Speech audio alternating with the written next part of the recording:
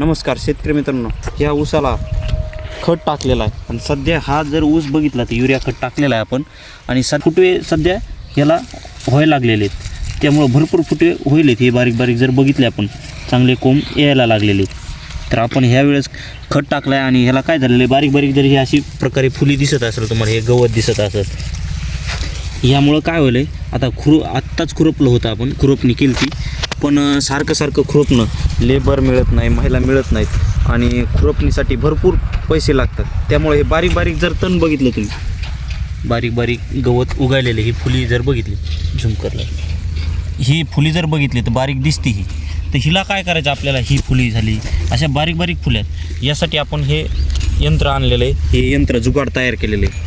हे जुगाड जर बघितलं आपण, हे अशा पद्धतीने आहे. हे 4-5 फुटाचे ह्याला एक अँगल लावलेला आहे आणि ही जर बघितली आपण तर ही अशी पास केलेली तयार.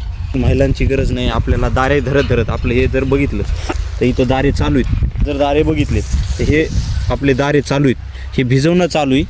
आणि हे जर बघितलं तर आपली इकाड्या ओळीला पाणी येणार आहे, म्हणून आपण पुढं काय करायला तर ह्या यंत्राच्या सहाय्याने आपण असं हे थोडंसं सहज करू शकतो. गवत उपटून निघतं ह्यानी बारीक बारीक फुली आणि आपली जे काही खत टाकलेलं आहे आपण ते मिक्स होऊन निघतो. त्यामुळे हे यंत्राचा भरपूर फायदा होणार आहे. तर बघितलं तुम्ही तर खुरपल्यासारखं पूर्णतः होतं आहे. आणि विशेष म्हणजे ह्या झाडाला पण माती लागते.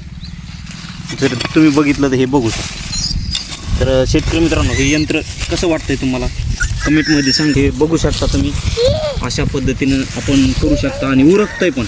मागं सरीमध्ये पाणी येईपर्यंत आपली इकडं सरी पण होते.